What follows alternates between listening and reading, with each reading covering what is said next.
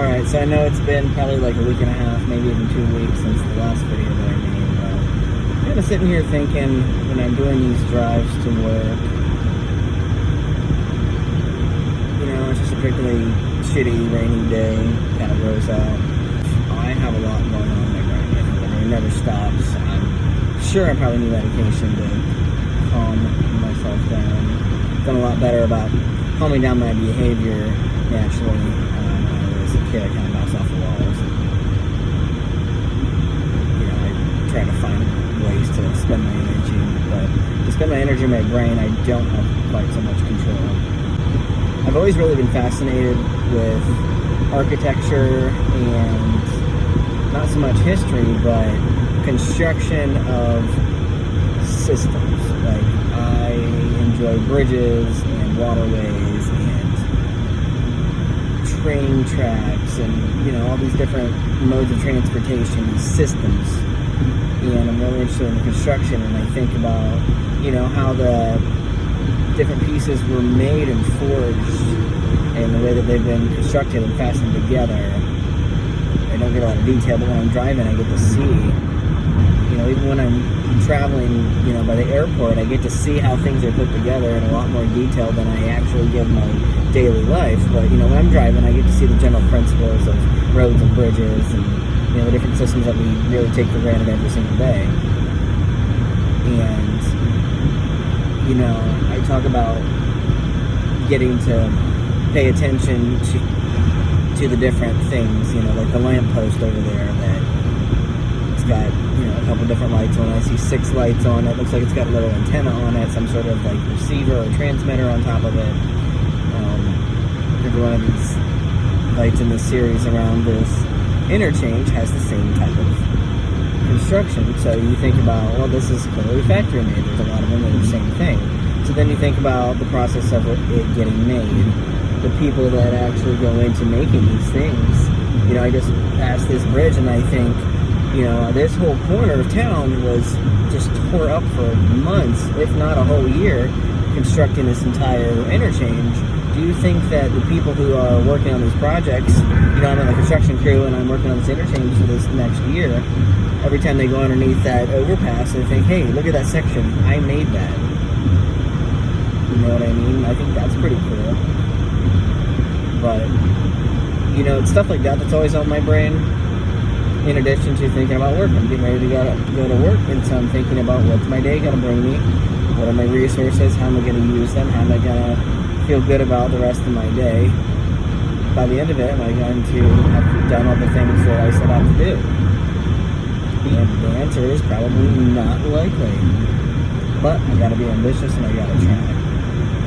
So, you know, thinking about work on top of the construction of freaking roadways and the people who build them. You know, and I think about not only that, the people who build them and the construction of them, but I think about, well, somebody built a business out of this. Somebody had to buy and sell this thing. They had to market it. They had to set up agreements. They had to make the molds and gather the materials and find a building and get permits and certifications and hire people and have HR and on and on and on and on. You know, that's kind of the thought process that I go into every time I look at something. It's that whole, like, impression of that giant, like, idea of what a thing is and how it came to be.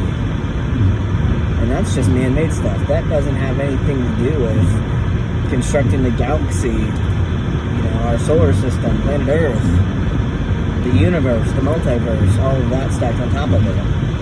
You know, these are the things that people might think is silly, but I think about them all the time. And it's really kind of overwhelming for me just to be out in the world sometimes. You know, I talk about being a people person. Well, when I talk to people, then anything that they're talking about will also go through the same process, but I don't have time to think about all that stuff. I just have to get to the point without all the rest of the thoughts. So it's really gathering the point and summarizing things for the person who needs my help. And I have a bit of a problem with summarization. I'm just not good at doing things in the right amount of time. I don't have good time management. My best and most favorite time to be is when I'm really excited about something and I have no time in which I have to wrap things up, because I can really just dive into it and get lost in it. And I find myself wanting to do that a lot at work, and I just don't have the luxury of doing that. I have to be very specific, and I have to be specific about what I'm going to be done. And I have to hold everybody else accountable to that same thing. And you know what? It's hard, and I do not do that well.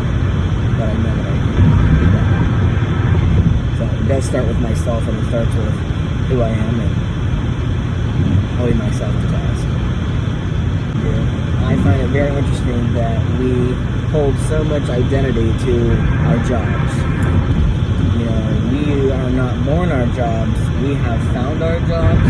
Maybe our jobs have found us, but these are things in which we sometimes intentionally, sometimes not quite so intentionally come across.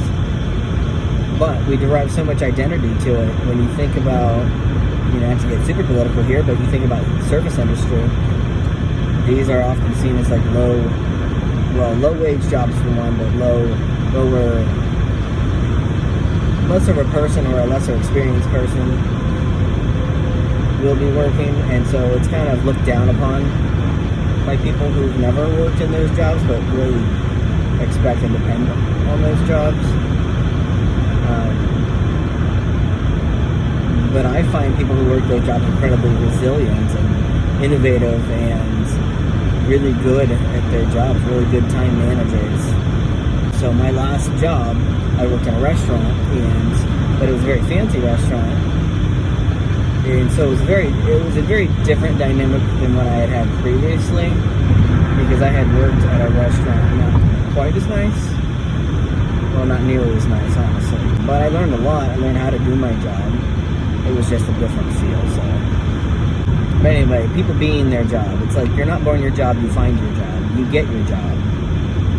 You can change your job, but it's easier for people who have enough money to cushion themselves time away or the time to look for a different job. Because it does take time. It is intentional. Working at the restaurant, I don't think I was looked down upon by staff. I think you had people who were, well, not by staff, but by guests. I don't think that they treated you poorly overall, but I think the stigma of working in a food service environment, some people think that it's not a difficult job, and it's a very difficult job, and it takes a special kind of person to pull it off. Not everybody's really good at that aspect. I thought I killed it pretty much, but I did not like serving, so that's not the thing I was good at. But helping servers, I was pretty good at that. Right now I'm a merchant. I'm a salesperson. I manage people. I delegate tasks. I try to wrap things up and get jobs done. I think it's a very difficult job because, like I said again, I'm not a good time manager. I think I can manage things, but my sense of time is a little messed up because, you know, I'm not good with delegation because there are a lot of things that I want to do that I have to pick and choose. I think if I delegate better and I hold people accountable, then we're wasting less time on trivial shit, and I can actually get to the things that I want to do, and the things that I want to fix, the things that I think I can do to make things better. So, but, you know, I'm going to go back to the way people identify, is I don't feel like I don't know, it's just kind of surreal to have my job. I don't find it as something that I would be a part of. So working in food service, I think that's pretty common overall. A lot of people work in a different capacity in food service. But you know, working in retail, that's also another common experience that other people have. Previously, before the restaurant,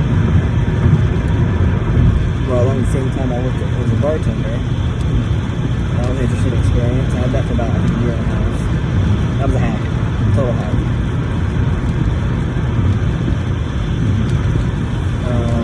then before that, I actually worked in television. And I wasn't on TV, but I ran cameras and edited and all of that stuff. Did that for about 6.5 years. So I did that for a pretty long time. Anyway, that's what I got. We'll talk later. I'm getting close to getting to work and I need to get ready. So, we'll see you later. Bye.